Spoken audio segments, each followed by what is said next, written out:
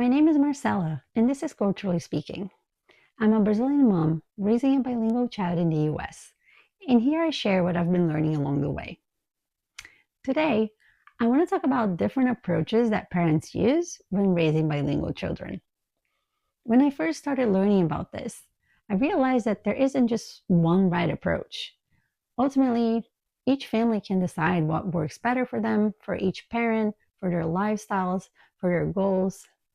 So let's go through some of the main approaches that families use. But before I jump into the approaches, let me quickly explain some terms that I'm going to use in this video. The first one is majority or community language. That's the language that is most widely spoken around you.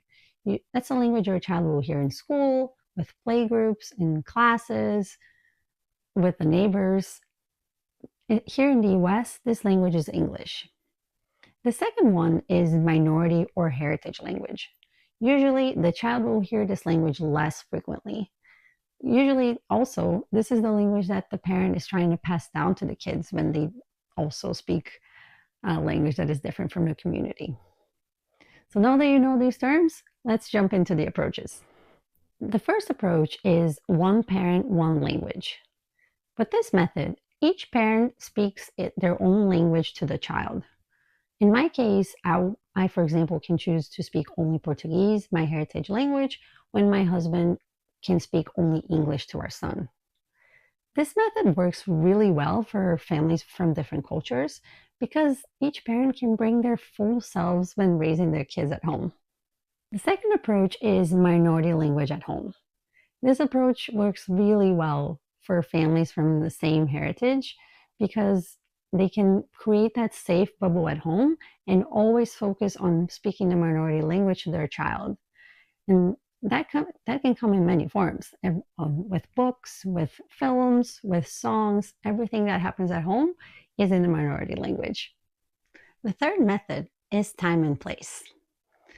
In this method, parents can choose a different context or time to use a certain language with the child.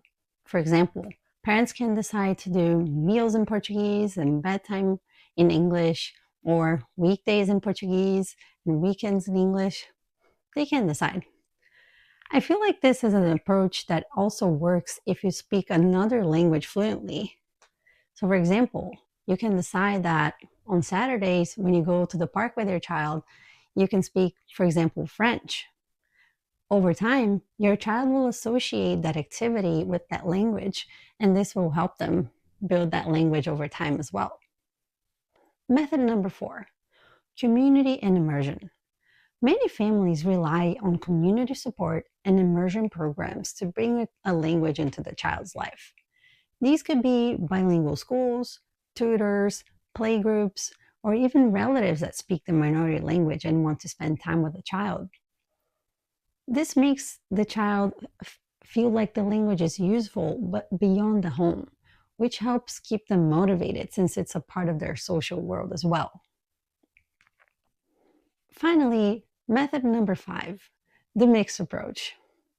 Honestly, this approach is super common because, you can start with one approach, see that it doesn't work, iterate, change it, mix with another one.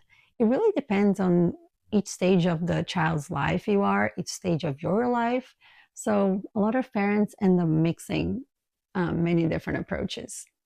Ultimately, there is no perfect method.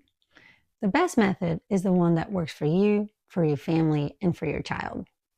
If your child feels loved, connected, and has fun in both languages, either through stories, silly games, songs, that's what will help bilingualism stick.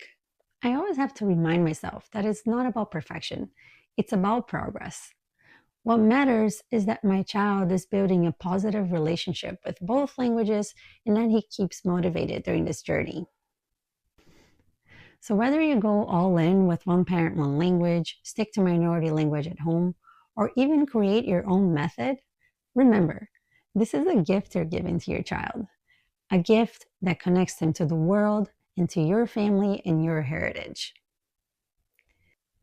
If you're raising bilingual kids, I would love to hear what method works for your family. Please share it in the comments below. I'll see you in the next video.